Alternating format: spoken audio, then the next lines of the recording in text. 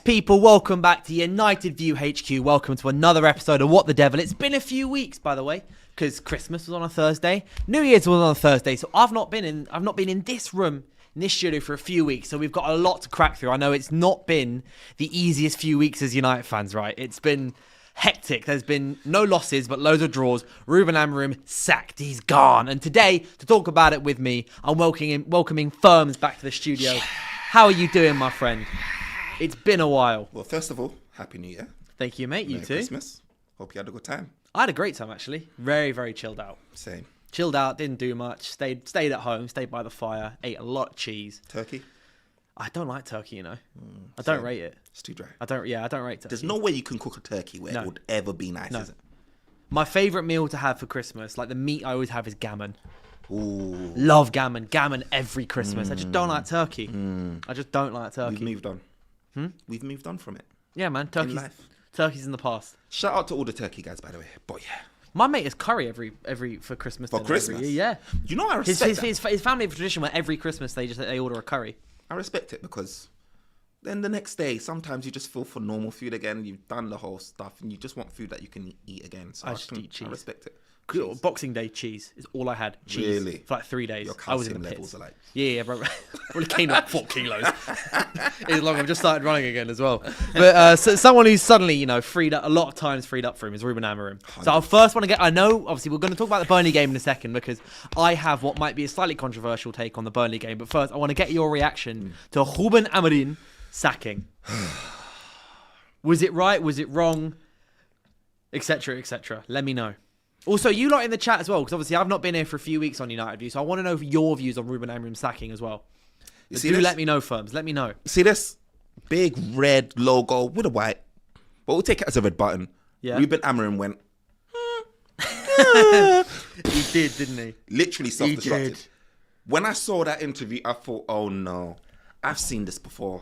You saw the script. I've seen it before. I really have seen it before. And it is... I asked myself, like everyone else was thinking, what could it be? What caused this? Why is he being sacked? Yeah. It was going through my mind. And I come to the conclusion. The alliance with the board, clearly there was been issues, it seems. And what gave it away, the biggest thing that gave it away for me is when he said he came to be a manager, not a coach. That already, you've got a job description. You're going against that job description. Yeah. There's differences there already. That already for me was like, And the writing was on the wall. He wasn't his happy self. He wasn't his charming, cocky self. And to be honest, to answer your question in terms of how I feel, I'm kind of not happy, you know? As in not happy he's gone, Yeah. or not happy he didn't work? Not happy he's gone because I feel Really? like... Yeah. It's just, we need stability more than anything, right? And it's not, we need stability. And Amorim, I'm not convinced, and I know the records, that people are going to think I'm crazy. I'm not convinced he's a bad manager. I'm not. I feel like he's a stubborn one, yes. But I do feel like if he got the players that suited his system, you would see a better version of Ruben Amorim. And you'll see a better version of Man United. I disagree completely with that. This is what so literally, this is why this is lovely. Yeah, no. So okay, so we all start Amorim, and we're going to move on to the Burnley game in a sec. But you look at the players he had at his disposal, the players that we got rid of, who he decided he didn't want, and the players we then brought in for him, are all good players. It's his fault if he can't get the best out of what he's got with those players. Because it's not like... So in terms of like the general ambitions of United for the rest of this season, I'm still confident we're going to get Champions League football purely based off player quality. Our players, the quality of our players are better than the overall quality of Chelsea's players, I'd say. Our players, when they're playing at their best, are better than Chelsea's players. Liverpool, up and down, I think they'll remain this season. I think Champions League is so possible just based off player quality. So if Amorim wasn't to get Champions League football, that would be because he would be making the players play not as well as they could be. Like Amorim goes and immediately got Šeško like scoring a brace last night and co. You got players like Kobbie Mainoo's coming back. He had a sloppy here and there a little bit against Burnley, but like he then started to get into a rhythm. And when Mainoo gets into a rhythm, if he's back fit and playing, he's going to be so much better. With Bruno Fernandes playing as a number 6. Bruno Fernandes is the most assists this season, plays as number 10. Suddenly our strikers are getting chances. Cunha's getting chances. Dorgu's getting fed through multiple times. Luke Shaw's getting fed through. Like, as soon as Bruno's close to goal again, bang, he's back creating loads again. He's got more assists in the Premier League than anyone this season. He's got 8. No one else, I don't think anyone else is even on 8. Like and for me, it was Ruben Amorim wasn't getting the best out of our players, and you can cry and say, oh, he didn't get the Gyökeres he wanted, he didn't get the goalkeeper he wanted, he wanted blah blah blah. He still got good players. He had good players. We have a good squad, and so for him. The reason we were 6th was because everyone else was being just as bad as we were. Yeah. It's not to do with us being the 6th best team in the league. It's everyone failing 100%. so far this season. And that's not good enough. So if he goes and if he wants to self-destruct, if he wants to implode in meetings, he wants to train with a back 4 for in the lead up to the Wolves game and then play a back 3 against Wolves, train by back 4 against Leeds game and then play a back 3 against Wolves. Go. Got to go. They're all Had valid to go. Points. They're all very, very, very valid points. But another side to all of that is the reason why we have certain players because of the... See, for me, I don't look at... Even though Dogu had a really good game, he did have a really good game against, Burnley. Not really good, but it was one of his better games. He's not the ideal player that someone like Amorim wants. You would say he's decent, but he's not. No, but that would be Brian and Bumo or Ahmad, who we had and we bought. Yes, and I do feel that a lot of the squad, because remember, so when you talk about Man United having a better team than Chelsea, I say you can argue that, yeah, but at the same time, I don't think that's a question. I think we do. Yes, okay, 100% we do. I agree with you. But if you look at our overall squad, you can talk about our first 11. Outside of the first 11, it gets very hazy. It gets very messy. And Man United, I think when you talk about a squad, where do Man United stack to our rivals in terms of an actual cohesive squad? A 23-man team, it gets messy. Yeah, no, that I agree with. The squad is different gravy, but and that is something we need to sort out, and that's what's going to be sorted out in the next few years. We're going to need to be buying 2, potentially 3 midfielders in the summer, buying a new centre-back because Maguire's likely going, and we don't know, obviously Luke Shaw might be going as well. We don't know the long-term future of those guys. Maybe a new right-back because we might need an upgrade on Dalot, for example, but it's just our best players can see us through to Champions League spots is what I mean. Agree. And so if Ruben Amorim wasn't getting the best out of our best players, then he needed to go. And he did need to go. And he wanted to. He asked to leave. He did. He asked to leave. Yeah. I feel like it's frustrating. I feel like if we've got... So, for example, summer came around and we've got an Anderson and Belieber or whatever like that. All of a sudden, Bruno, if he's still here, doesn't play in the midfield anymore. I feel like although certain other managers can get the best out of maybe a Mainu in midfield and a Casemiro, for example, get more out of them, or Ugarte and Casemiro get more out of them in the midfield. I think for Amorim, he didn't obviously trust Ugarte as much as he should have or wanted to or thought he just wasn't good enough. Same with Mainu. So he put Bruno there for his... So guys were playing in positions more often, not because of tactical ineptness. It's just that he didn't trust the others to provide that creativity. Should he get his 2 midfielders, what happens to Bruno? Bruno goes straight back into a number 10 role, you would think, if he's still at Manchester United. So I feel by default, where you have certain players like, not in their right positions, I feel like partly it's because Amorim's thinking, look, I need my midfielder. He's pressing. He's telling Ineos, you know what, go out and get a Belieber. They try in January again. It doesn't work out. Do you know what I mean? We buy 3 forwards and then he didn't get his midfielder. We actually ended up getting Sesko. We tried to get Semenyo. We still didn't get his midfielder. All of these things are contributing. Like, I can understand 2 things because you're saying Ruben Amorim should have got the best out of the players that we've got. And that makes a quality manager. That, for me, when I look at the games like that we've dropped points in, I'm looking at it like Manchester United, I don't care how you play. You need to get those 3 points and walk out the door because the opposition you're playing, you need to be getting those W's. But at the same time, you can equally have a manager that can't do, that may not be able to do that. But if you get his players, he's going to get results. But he just may not necessarily be good enough to be competing for Champions League. I would argue that getting the best out of your players should be the bare minimum of a manager.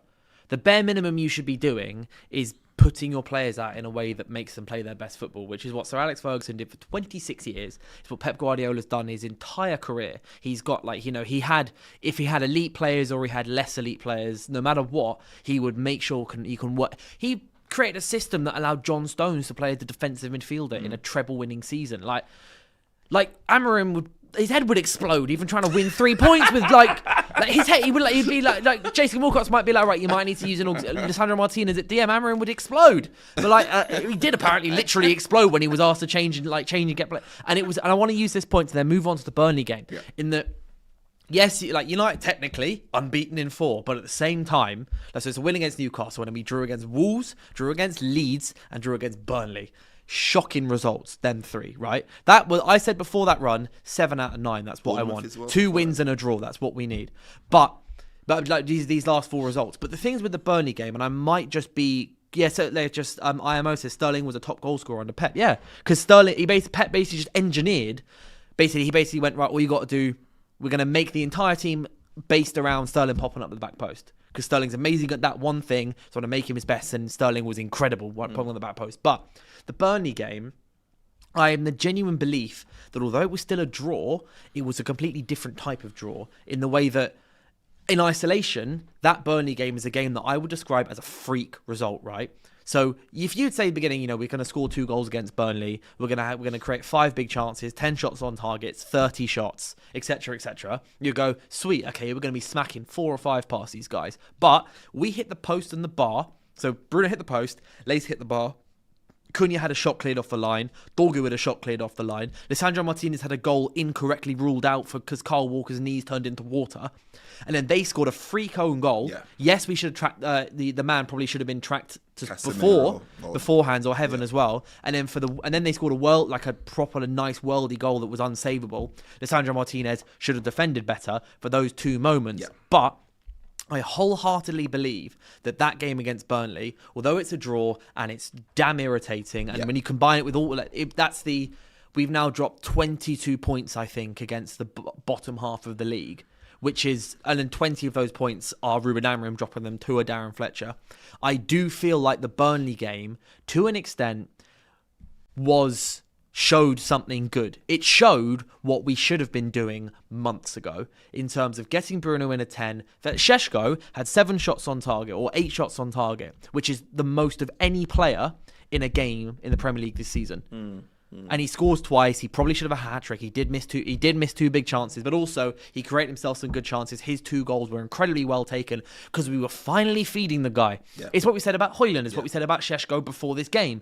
We never feed him. Yeah. But also at the same time, he wasn't necessarily making the runs. And then Fletcher after the game, went, so before the game, day before the game, I sat down with Šeško and I just showed him a couple of runs he should be making. Why didn't Ruben Amorim do this? Why didn't the attacking coaches do this weeks ago? Maybe they were, maybe they weren't. I know Šeško was injured for 6 weeks at the same time. But why wasn't that happening before? I just feel like to a certain extent the coaching, it's not even the coaching showed against Burnley, it's just the instructions that we gave versus Burnley made a lot of our players look a lot better. And I know we drew, and I'm not excusing a draw but in any shape or form, but that was, and I know standards are falling, whatever, when you say this, but that was a better draw, and the way we played, that attacking wise, especially in the second half, the way we played is up there was our attacking against Brighton, against Bournemouth. There was one other game we attacked really well, and I can't remember what it was. Sunderland as well, we attacked very, very well. But I'd put that up there with all of those performances. And we all going that Brighton game is one of the best games we've seen under Ruben Amorim. The Bournemouth game, one of the most attacking games under Ruben Amorim. Even Darren Fletcher was able to replicate Ruben Amorim's best attacking displays just by going, okay, you guys play in all your normal positions. Cunha drift inside when you want. Dorgu, hold the width. Fullbacks, hold the width. Šeško, get on the end of the man. Get balls into you. You'll score a couple goals. For me, it's how is it so damn easy for with all due respect to Darren Fletcher, our under-18s head coach, who was our technical director before, and had just completed his badges, and he's done 6 months of coaching with the under-18s. He then comes in, and he's then playing Shea Lacey, and Shea Lacey almost scores 2 absolute worldy winners, missing by inches. And for me, so I know I'm going on a bit of a rant here, but for me, the Burnley game, I do feel like it's annoying in context of it being yet another draw and yet 2 more points dropped. But there are a lot that shows me in that game that if we can keep playing like that and growing like that, that we can get into the Champions League spots purely based off player quality and just, players being good. Aman and Bruno coming back, Bruno Fernandes becoming fit again, because that was a massive difference. When he came off, we dropped off. Massively. But we knew, so he couldn't play any more than 60 is what Fletcher said. He was about to get injured again if he didn't. But those players coming back, De Ligt coming back as well, and just being, just for me, so much was shown there that in future, we can get 3 points fairly often in these last 18 games, no matter who comes in, as long as they stick to the basic instructions, and then we'll get Champions League, and then we'll be fine. No, I agree, and I think, who's this Reardon it? Reading it says, no, not that one.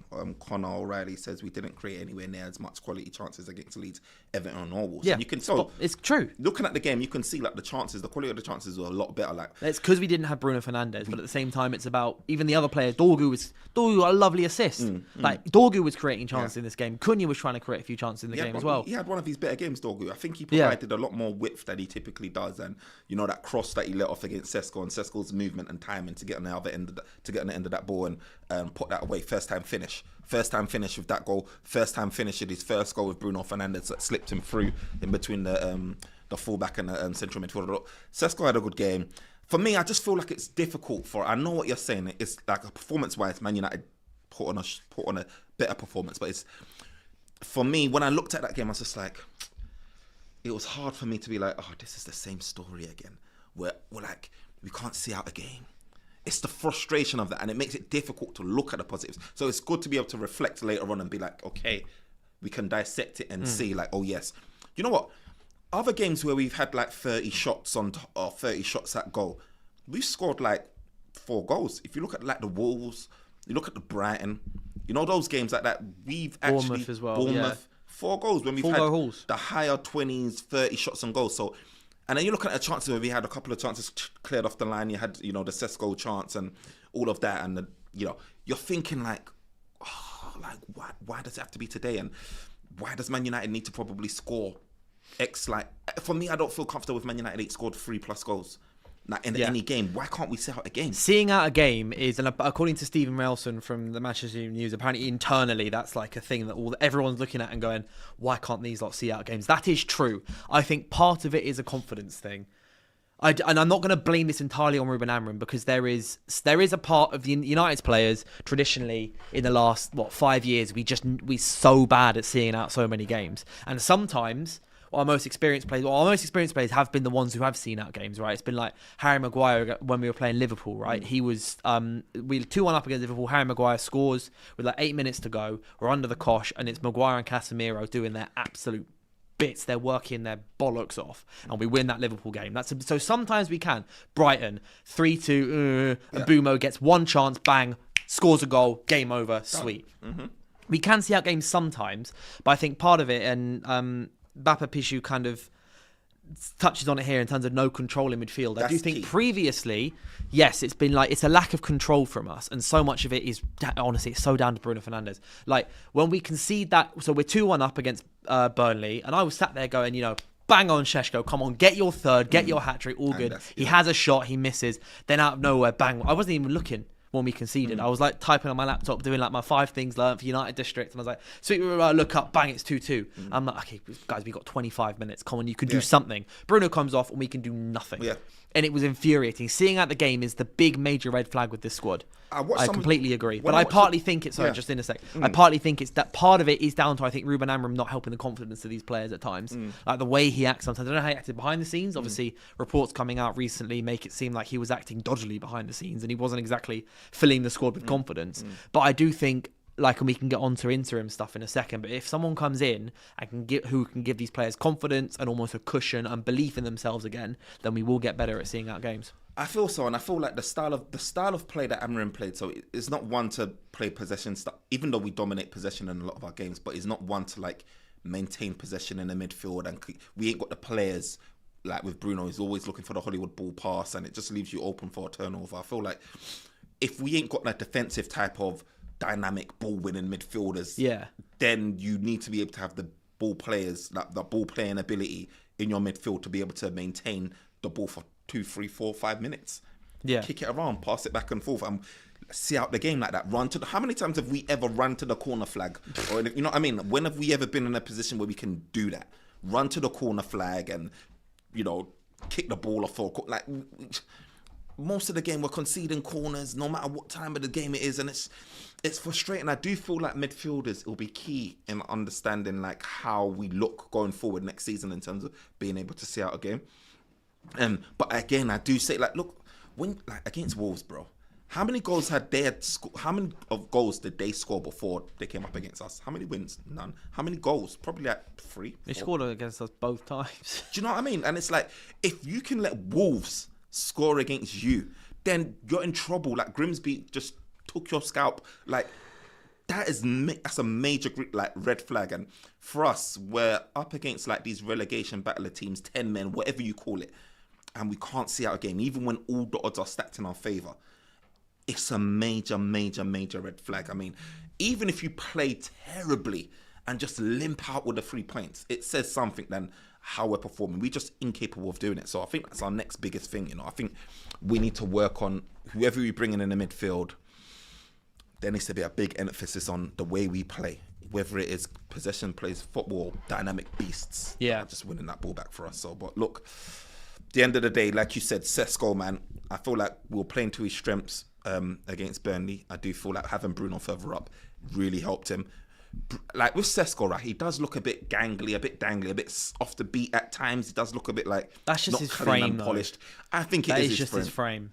Sometimes when he's on the ball, it feels like he's going to lose it, but he don't quite lose it.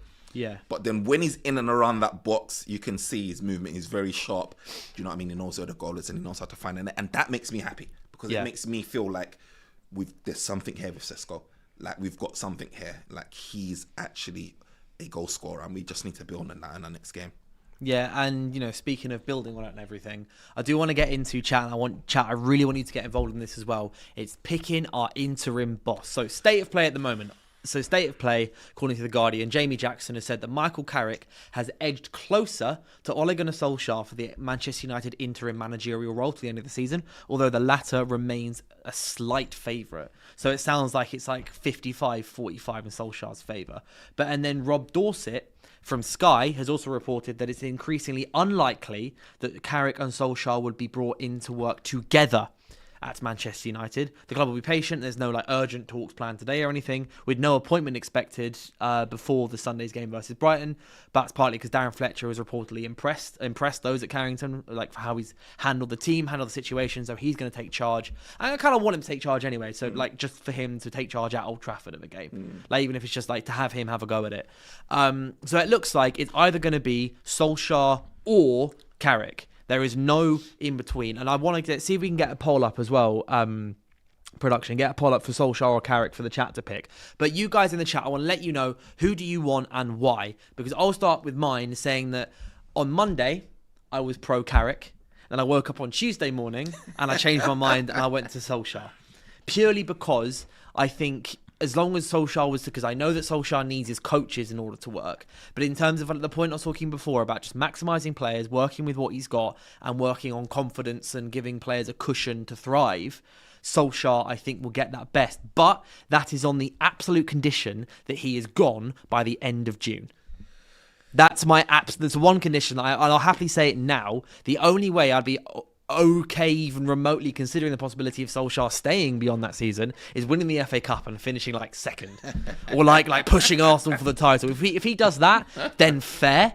But anything other than that, if we're not winning the FA Cup, if we're not blitzing the Premier League, I want him at the wheel for a couple months and I want him to get out the car, give the keys to someone else and leave. Have your fun thing, finish your story, finish your chapter by coming back and helping us in the Champions League and go. That's my take on this. I don't know what yours is. It's no brainer for me. Out of those two guys here, there's only one babyface assassin that needs to be at the wheel. He needs to be at the wheel. I mean, it's not going to be the same conditions as it was the first time he took over. When was that back in, I don't know, was it 26? I don't know when it was. Solskjær? Yeah. 2018. 2018. As interim. It ain't going to be that same impact. I don't think we've got the same... I don't think it's going to be the same. But I do feel like the sample size is just greater with Ole Gunnar Solskjær. I haven't seen how many games did Carrick take over as caretaker? Maybe 3 games. Yeah, he went unbeaten. A draw. I think we drew against Arsenal. We beat a Champions League team. Yeah, is it Villarreal? Is it Valencia? Maybe Valencia or Villarreal or something. Yeah. And he did well, but RVP also did well when he was caretaker manager for that. I just need to see. You mean Van Nistelrooy? Sorry about that, guys. I'm still groggy. I just need to see a better sample size from someone like Carrick to put, our season and remaining. We still got an opportunity to qualify for European football. I don't want to see someone where's only had 3 games in charge managing Manchester United to seeing us over the line. Ole Gunnar Solskjær, on the other hand, greater sample size. You can see when he first came in, he took us he finished in not in his full first season, finished 6th or whatever. You know, he's got a second spot, he's got a third spot. Like, he was doing bits at Manchester United. If you look back at Ole Gunnar's reign, it was actually one of the better managers out of the whole pictures floating around of the 10 managers, including interim managers. Solskjaer's was the best. Solskjaer's one. So I know Solskjaer didn't win a trophy, but I think although most of our other managers, well, all our other managers pretty much, won knockout competition trophies, right? You got Van Gaal won the FA Cup, Ten Hag won the Carabao Cup and FA Cup, Mourinho won Carabao Cup, Europa League and Community Shield as well. Obviously, Ruben Amorim won 15 games out of 47. Which is his biggest. I won't even get started on that. But Solskjaer was the only one who actually did something in the league. At the end of the day, the league is 70% of a campaign, isn't it? Like it's a thing that's there from minute 1 to minute 90, or game 1 to game 38, and it's the best judgment of how you perform throughout a season. Yeah. Finishing second and third, like that's the best consecutive finishes we had. Outside of Mourinho. Sure. And also, he's the only manager to at one point be first. I know Mourinho was at the beginning of the season, but like we were first, we were top of the league in like January at one point under Ole Gunnar Solskjær. No one else has managed to even come close to that level of performance at the club. Can I ask you a question though? Because I know your decision out of the two is Ole Gunnar Solskjær, right? Yeah. But then you said under the strict, like he needs to be out by someone. If he comes and like finishes, I don't know, top 4, doesn't win anything. Yeah. Is that enough for you to say give him a contract in the summer? No, I'm just saying that's he's done his job and he can go. So see, I want an interim to come in, caretake the club, achieve the basic goal that we set Amorim at the beginning of the season anyway. Playing high-flying football, like you know that feeling that Rio Ferdinand got when Oli first touched the ball and he was like that. If he gave you that feeling, Dylan, are you gonna say fob him off? But the top 4 could have maybe even scraped top 3. Everyone's high flying. Sesko's banging in. He's got 15 odd goals at the end of this. How because he's done his job. But I know I am people who like watch me regularly. No, I am an emotional guy. That's why I'm pointing to you. But it's right now how I feel is I want us to, because we've not had a reset. The last reset, so to speak, we had at the club was just before hiring Erik ten Hag, right? It was the end of Ralf Rangnick, and it was, okay, the guy, we know who we're going to bring in already. Season's not even finished yet. Erik ten Hag he was at the Crystal Palace game, watching our final game of the season. We know he's coming in the summer. Plans are already being made, well ahead of the window, etc., etc. And it was like, and we ended up going on to have one of our best seasons post-Fergie, which was finishing third, winning the Carabao Cup, getting back in the Champions League, scoring good goals under Erik ten Hag, even though Erik ten Hag had to deal with the whole Ronaldo thing, etc. as well. And what that was is because we had breathing room and we had time. When Erik ten Hag then didn't go in this 2024, which was a mistake, we can all agree he should have been sacked or parted ways that summer. Yeah. And then we ended up appointing Amorim in mid-November. We took over mid-November, and the whole Amorim thing is the whole Amorim thing. I want us to have a complete reset and to make new plans from minute 1 of the summer. Yeah. And that includes knowing who's going to come in and it's a new manager, rather than it being, maybe we'll keep Ole, maybe we won't. We'll make a decision end of the season. And then, maybe we'll assess some other candidates as well. Maybe he's like under consideration for the possibility, blah, blah, blah. Like, what I don't want to see is umming and ahhing from now until the summer. So what I would want is Solskjær to come in with it just being, unless he is to absolutely blow everything out the park, win 15 of our remaining 17 Premier League games, finish second, beat everyone in the FA Cup. Unless he can do something mad like that, then he has to come here, do his job, get us in the Champions League, and then we can say a thank you and a farewell and his chapter's closed. Can I be real with you though? Yeah. Ineos wanted to finish top 6 or higher. Yeah. Oli gets 4th. Baba Page says here, I know the board, they won't act brave and let Oli go. They act based on fans' emotions. Look, outside of the fans' emotion things, the thing that I probably agree with is the fact that Ole Gunnar Solskjær, if he does remotely anywhere close to that and gets 4th, he's staying. And one of the things I think why he's staying, because he's probably, would you say he's the only manager post-Fergie that we've had, like permanent managers, that hasn't really had issues with the board? Why hasn't publicly come out and said, you haven't seen any tensions? Moyes had a look. He came out and vented frustration maybe before or after he left, maybe at some point. At some point. I don't think Oli did that at any point in his time at Man United or after. He loved it. He was in tears. He was all of that.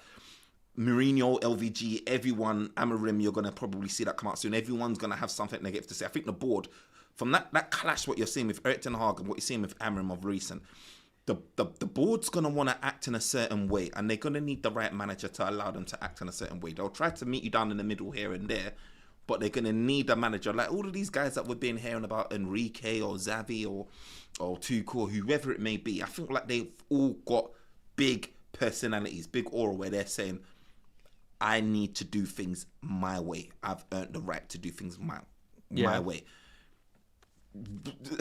Manager sackings. This manager sacking here wasn't down to in my opinion anyway, I could be wrong, wasn't down to his league position. Wasn't down to maybe him drawn against... He won one of his last 7.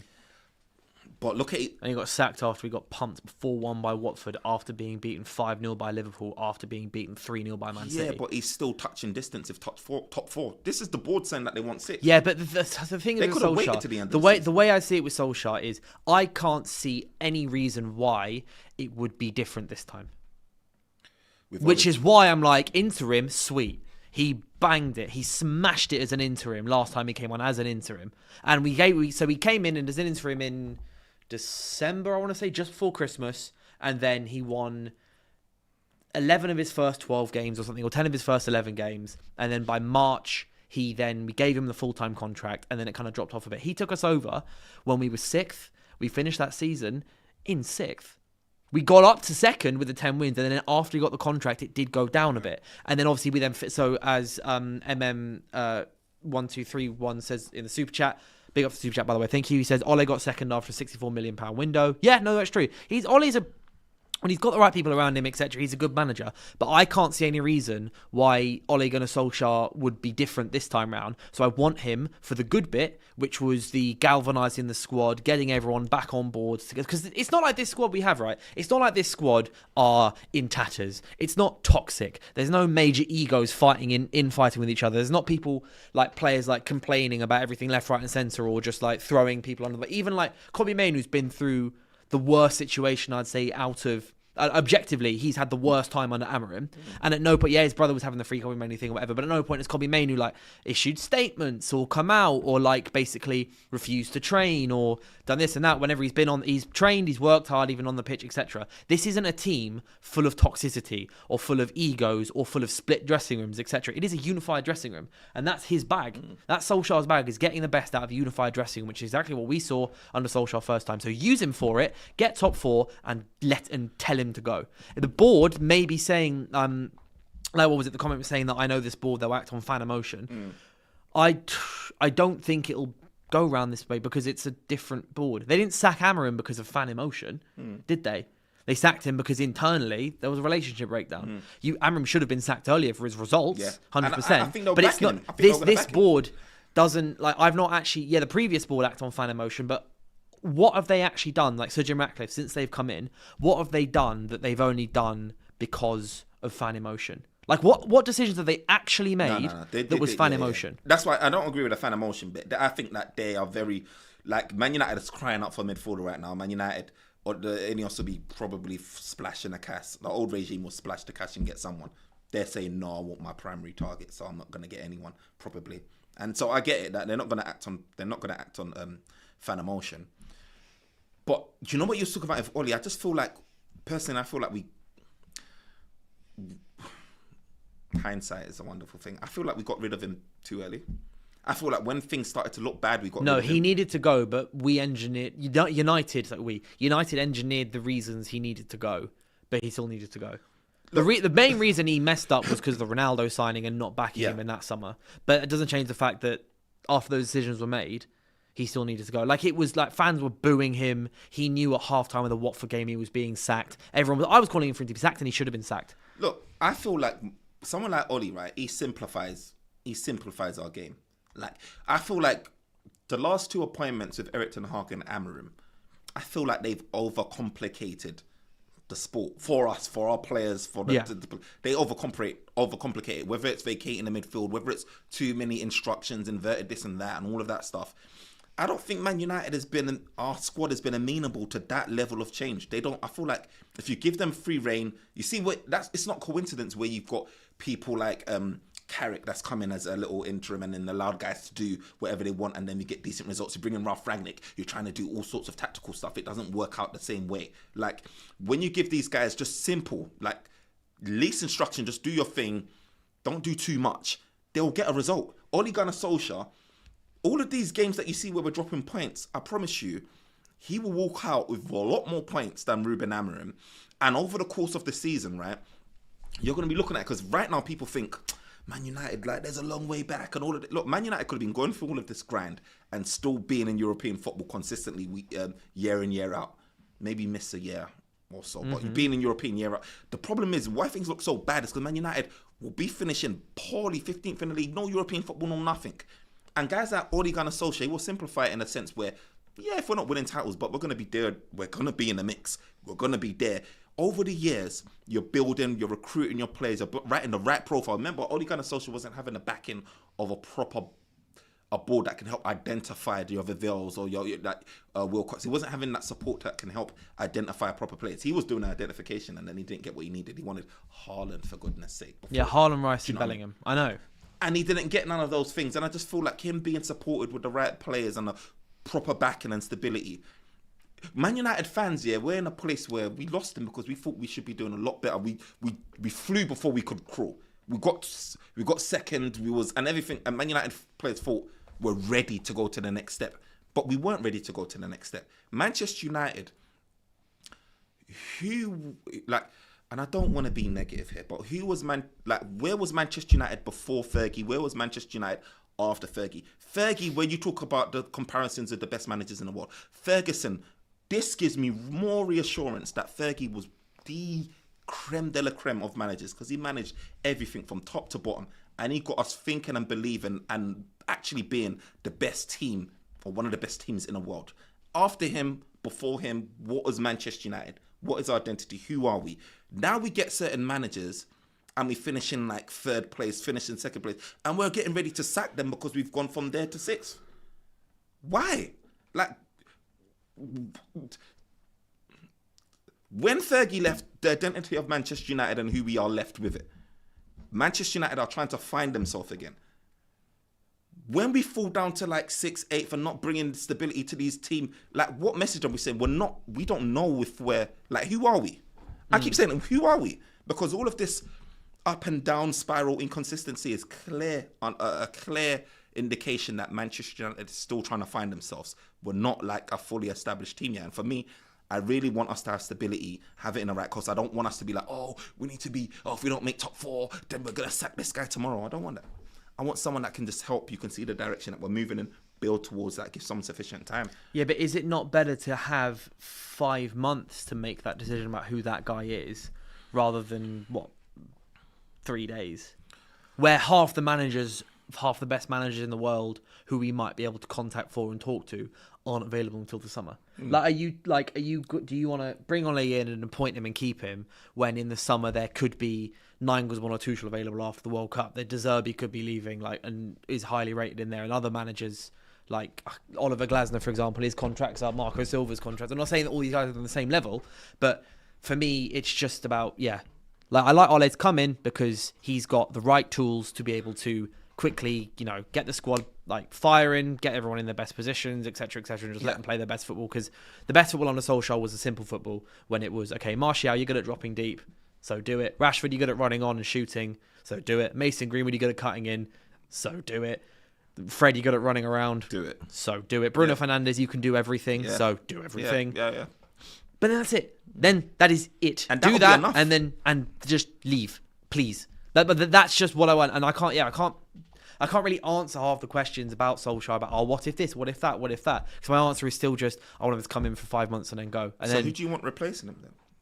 I don't know because it's too far in the future. I will see kind of who's on the list, who's available. Obviously, my absolute top choice would be one of my favourite managers in the world, which is Luis Enrique. But that's not happening. We know that's not going to happen. Why? Why do you think so? Because Ineos, he's not going to go, I'll be a head coach and let Jason Wilcox tell me what to do and sign players. That's the issue. That is a whole other conversation, by the way, of Ineos are massively limiting the chances of us getting a good manager because they just want someone who will say yes or be a yes man. It's the Chelsea thing all over. The only way you get someone like that is if you happen to find an undiscovered amazing coach where United is a step up for them.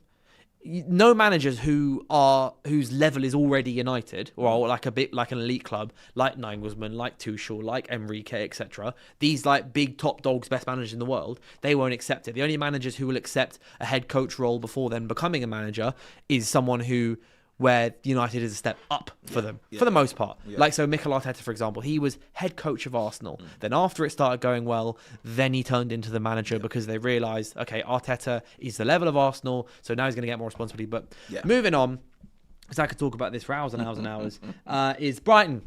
Brighton in the FA Cup on Sunday. Brighton, who we've already beaten at Old Trafford, it was 4-2, but they've still since re-signed Pascal Gross, who is probably the biggest bogeyman I've seen for Manchester United in the last few seasons. But I want to talk about the starting 11 because there's been a few comments about this, because I've been calling, and the viewers may know about, I've been calling for Shea Lacey to get his chance, get his minutes, and against Villa he was good, he was fearless, he was strong. Against Burnley last night, you can say whatever it is, it's Burnley. But like the first thing he did was take his man on, beat two men, hit the crossbar. He was taking shots. He's got a powerful left foot. He's got a good cross on him. And for me, I would love to see him start. Surrounded by quality still. So I'm not saying start Lacey and then next to him start Ugarte and then Jack Fletcher and rest Bruno Fernandes and play Xerxes as a 10. Like, I want to see a strong lineup against Brighton, right? Because as well, FA Cup, our only chance of silverware. Like, and realistically, in a game where Brighton may choose to rest players, I want us, because we've only been playing one game a week for a long time, our players should be fit. I want to be seeing I want to see like Bruno Fernandes get another start, play another 60 at least, get his fitness up ahead of the City game. I want to see Šeško back in the 11 after scoring his 2 goals. I don't want to see him dropped randomly. I still want to, maybe not Cunha. Maybe like Cunha be the one player who comes out and then he can come off the bench. Or like, I want to see Mason Mount again out there, running, staying fit. But I do want to see Lacey given a start at Old Trafford. Not just some of the comments are just saying, "Nah, what you want Lacey to start just because he hit the crossbar?" No, because I think he deserves it. I think he deserves the chance to start. Because as you said, losing our identity, it's been happening for a while. It's been slowly going since Alex Ferguson left. This is the kind of game where he's good enough to play. It's senior football at some level. An FA Cup game against Brighton, who may choose to rest players, cool. And maybe if it doesn't work, you can just take him off. It's fine. 100%. You can take him off after 45 if it's not working. Darren Fletcher will know it. But also as well, the gaffer who should be playing Lacey is the exact gaffer who's been playing him all season in the under-18s anyway. Yeah. Lacey's been playing in the under-18s and under-21s. Good Fletcher knows him well. Yeah. So if there's any game to start him, because I don't want to see him start against City, don't want to see him start against Arsenal, this is, I think, such a good game for him to start. He gave the perfect cameo in the game against Burnley for him to say, do you know what, I deserve a chance to get so it's one of the comments mentioned Mainu. Yes, I want to see, if Mainu is fit, I want to see him starting and playing 60 as well. Of course. I think Mainu, this is a game for Mainu, this is a game for Shea Lacey. Even if he don't start Lacey, if he comes on and at least has like 40 minutes, 30, no less than 30 minutes, I feel like, do you know what, Lacey, man, I feel like if he had an extra 20 minutes on him, he could have done something against Burnley. If he'd come on for Cunha when Cunha came off, he could have done something. He should have come off. He should have come on before Xerxes did, for example. He's the confidence that he's using. You can see that he really wants it. You can see that he wants to make a statement. You know, he's forward thinking. His ability to strike that ball outside the box so cleanly. Cannon of a left foot, by the way. Accuracy. You know, usually you see guys shooting outside of the box and ballooning it. More time he's inches wide, you know. Lacey, he deserves an opportunity, man. And we've been hearing his name ring bells for anyone that follows Manchester United like that. His name's been ringing bells anyway for a long time. So he's been waiting for his opportunity to break through. And I felt like this is a good time for him. Yeah. This is a really good time for him. The timing's right. Fletcher's at the wheel. Get me, like the AFCON is all there, and you know there's space in the squad for him to show what he's about, you know, and hopefully he can break through in the squad. I want to see that. So for sure, like Brighton, put him up there, man. Like you said, I feel like Mount needs, coming back from injury, I feel like he needs to get into the... Yeah. You know what, with Mount as well, like, I don't know about you, but is he as effective when he's starting as he is coming off the bench? Because, I mean, is he as effective coming off the bench as he is starting? Because I feel like I didn't really see him. I think he's better when he starts. I feel like he's better when he starts, you know. I feel like bringing him off the bench, and that's a whole nother dynamic as well. So, like, obviously he's competing with Cunha. I'm going off track, but he's competing with Cunha. Cunha's usually the star if he's playing on the left central side of things, but Mount is not really that good coming off the bench. Cunha, on the other hand, could come off the bench and probably have a bigger impact than Mount. So it's about how we manage the squad as well, and like identify what works best for certain players. But yeah, that's a whole other story. But yeah, look, Brighton, I hope that, we actually need to take this seriously as well, because this is what I mean. I want this game to be taken dead seriously, but I also want to see a few changes. Yeah. Is what I mean. Like, I want to see, right, so if we were to build our starting 11s for this game, I want to see I'd want to see Le Mans in goal, and I do think Le Mans will start, because I think Fletcher will just be like much continuity as possible. Left back, still want to see Luke Shaw. Just again, continuity. Centre backs, maybe I would rest Heaven. Maybe. Well, he was good again. He was, by the way, own goal. Yes, I know. Like, really unfortunate goal. He was still very good. Yeah. Maybe I want to rest Heaven purely because he's played 8 games in a row now. We do have the Man City game. It would realistically be Euro. Because I don't think Maguire's fit to start. Maguire was on the bench, but obviously didn't come on. I don't think Maguire's fit to start at all. So I want to see Maguire and... maybe Euro and Martinez. Or maybe Heaven and Euro. Yeah. Maybe. Right back, still Dalot. Because we don't have another right back. Like, Mazraoui is still at AFCON. Yeah. DMs or like central midfielders, Mainu 100%, and Casemiro, because Casemiro came off after 60 against Burnley. Mm-hmm. Mainu, Casemiro. Front four, Lacey on the right, Bruno in the middle, and then probably Mount on the left. Because if we think about how Cunha played yesterday, he was drifting in a lot. Mount can just do the same thing. If that's something Fletcher wants, he wants one sticking out wide and one drifting in the middle with the left back going up, like bombing up. Like, if you got Luke Shaw filling in the left flank space, and then Mount coming in and playing alongside Bruno, that could work well. And then Šeško up top. Like, I only want to see like a couple of changes for this game because we need it so badly. Yeah. We've drawn last 3 games in a row. We need a win. Yeah. We need a win. If Brighton are going to rotate, I don't know if they're going to rotate, and I don't know what Hertz is going to do, but I want to see us playing most of them, but I also just want to see Lacey as part of that 11. Yeah, I think I agree with that. I think Šeško needs to start as well, build on that momentum of him getting those 2 goals. I mean, that confidence is there. Hopefully he can build on that. I wouldn't bench him or anything like that. So yeah, I agree. I think Lacey, he needs to get a cameo. I don't know if he starts. Like I said, I don't know if Xerxes starts. I don't know, but I hope not. He's useless. We need to sell him. I think it's written in the wall, isn't it? I think he's just going to leave. Well, because if Lacey's coming on and if Lacey can actually do something and like be in and around the first team squad the rest of the season, we could just bin off Xerxes and put Lacey. Like, I genuinely think on all the games that Xerxes come on to impact in the last few months when he's come off the bench, I don't see him doing anything that Lacey couldn't do. I know it may sound like I'm overhyping Lacey here, but realistically, once Aman and Mbumo come back, like, I don't care about Xerxes. I'm sure he's a nice dude. He's apparently one of the funniest guys in the dressing room. But the guy's useless. He did nothing when he came on. See, that's the thing. I think like, Man United is still feeling the impact of previous, like the previous regime. Because Xerxes, we was probably only looking at him because he fit within a certain, like the money wise, like he was. Well, no, when we signed him, he was Serie A young player of the year. Yeah, he was good, but he just like wasn't what we needed. Like the reason he was bought was because he was a different profile to Højlund. So it was like, okay, 2 competing profiles as strikers, and then it ended up Xerxes had no preseason. He came in, he wasn't fit. Højlund got injured, and then Xerxes had to keep playing. It was a punt though, because he wasn't a natural goal. He wasn't like a natural goal scorer. Well, but it was a fairly safe transfer in the way that we're still going to get like 25-30 million for him. We sign him for 35 million, we sell him for 30. Yeah. Like, end of the day, it's going to... From a financial perspective, but not from a, okay, let's go on to kick on and score a lot of goals perspective. Because it's a transfer that's not worked, but it's not as if it was like a terrible transfer. Rasmus. Yeah, I think we're continuing. Shea Lacey's at 18, by the way, just for the comments asking.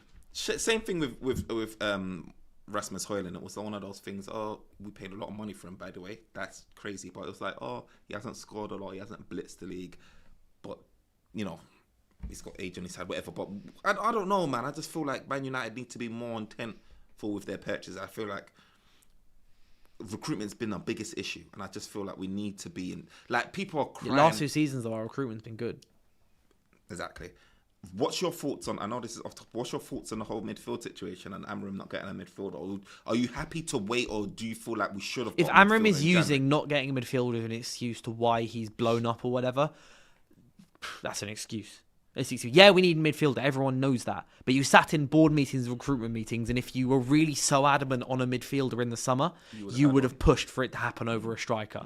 If you actually wanted a midfielder that badly, you wouldn't have frozen Rasmus Højlund out of the team and made United go and buy a striker. Like, realistically, you wouldn't have. And also, he said like a month ago, we're not going to sign a midfielder in January. And then it gets to January and he goes, what do you mean we're not signing a midfielder? You're the one that said it. Yeah. Like, with Amorim, he can use the excuse, or he likes, I didn't have a midfielder, blah, blah, blah. You had the midfielders to play a different type of midfield that would have been fine if you had played Casemiro, Bruno and Mainu as a midfield three for the rest of the season, playing one game a week plus FA Cup games, right? If you all sat there and going, but my system doesn't work with these midfielders, change the damn system, go and buy a new midfielder, then change it back or teach him a new one or find something new. Yeah. So with Ruben Amorim saying like, that's the reason he blew up and that's the reason it didn't work. No, it didn't work. You didn't, as I said at the beginning, you didn't platform your players. You didn't play to their best abilities. You were making stupid decisions and changing tactics after training in 1 week and then doing it in a different week. So if that's the reason he wants to go, yes, we need midfielders. I'm not denying that, but he knew what was happening. He knew we weren't getting a mid until the summer, and we were signing 2 in the summer. He knows that. We know that. We're signing like Belieber or Wharton or Anderson and someone else. Or Neves, etc. He could have. Or he could have just changed to a 4-3-3 for the rest of the season, kept your job and like cracked on in the summer with phase 2 of whatever you wanted to do. But he didn't. He cried and he's gone, and good riddance. It does seem like promises that is not like maybe potentially broken promises. It does seem like, I don't know, with this formation change all of a sudden. I know that AFCON was being used as an example. An excuse or reason why it's changing. But the back and forth in between the 3 at the back and 4 at the back is giving me the thought process that maybe there was some conflict and tension between what the board wanted now and what he wanted to do. Yeah. And I feel like that was probably one of the bigger reasons why Amorim was more frustrated, because for me, he was in, like I said, he was in a decent position from a league points perspective, considering that the league has been terrible. He could have potentially still finished in European football, got his 6th and whatever, and then got his midfielders in the summer. I feel like when you start changing the integrity of how he wishes to play and set his team up, then it starts getting a bit tricky. And I think Amorim was upset about that, because he was already saying, I'm not going to change it for Pope. All of a sudden you're changing your formation. Like, when that starts happening, Amorim already said, this is who I am. That's his identity. 3 at the back. So 3 centre back. So yeah, I just feel like that played a big hand personally into why, as to why he left, and not necessarily about the players. I think that just added to it, or but I don't think it was down to that, or even results even. I just feel like it was a culmination of things, but mainly due to his system. But look, bring on Brighton, man. Bring on Brighton. We need to win this game, by the way. We can't have a 40-game season. Like, that's mental. I know. We can't end up having a season where we play as little games as we possibly can. Mad. But I know I'm feeling good ahead of the Brighton game. Like, I've decided ultimately with the Burnley game, there are results, and I put out a load of tweets after the Burnley game crashing out last night, but then I deleted them all. What did you say? Well, I was just basically like, that is disgusting, blah, blah, blah, blah. And then I realised, I was like, end of the day, like, Fletcher came in had 40 hours to prepare for the game, and there were positive signs. Our strikers scoring, Lacey looking good, Bruno back, etc., etc., etc. Mount back, Mainu back, coming on, increasing sharpness, that kind of stuff. So I'm deciding to take the positives. You had the malfunction, Dylan. You had the system malfunction. Yes, yeah, no, I think the fans will love to see that. I think the viewers will love to see that. I had a moment. Yeah, I act on emotion, especially at full time, which is probably why Dylan's human, by the way. He's human. It's probably why United View don't get me on for match reactions or like fan cams or anything, because that's just go mental. But I think I've just decided to take the positives from the Burnley game as positives for what they are, and negatives, I'm just saying, hopefully we don't do the same lapses in judgment. Hopefully we don't score more free cone goals.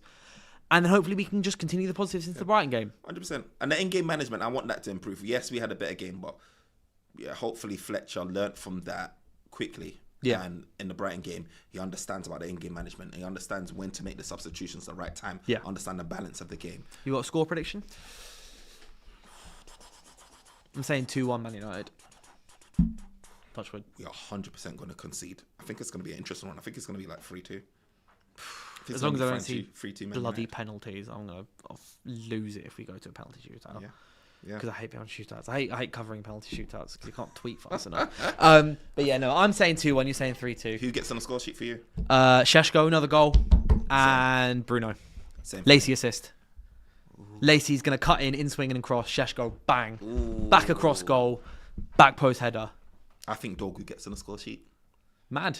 Yeah. Dorgu, by the way, suddenly downloaded the goal and assist package this season, or this year, this month. Do you think he's better as a winger than he is as a? It's easier. A winger's easier for him. That's why he's playing like this, is because it's easier for him to just be a winger. So yes, because it's an easier job. Like winger is easier than wing back if all you got to do is attack. And Seeing what you saw, do you put him back to left back or do you continue to? I'd like to see him at left back.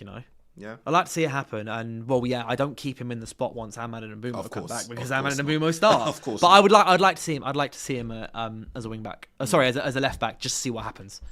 I'd be curious. And if not, if he comes and he's a bit part winger, back in the Champions League, you play some games as winger here and there. Cool, decent squad player, 25 mil, don't mind it. But regardless, thank you for coming on, Firms. Thank you. Big up. Thank you so much. Right, I will be back, and maybe Firms, who knows, we'll see. But every Thursday around 2 to 2:30, we go live, United View, What the Devil. I'm here to chat all about, this is my safe space for Manchester United. Because when I'm on DR Sports, I get pelters left, right and centre because I've never been on DR Sports with another United fan in my life. And I've been doing it for like 5 months now, every single day. Crazy. But here, What the Devil, every single Thursday. Normally, obviously, unless there's bank holidays, which is what the last few weeks is. But, my name's Dylan. Follow United District. Follow United View on all the socials. And I will see you soon.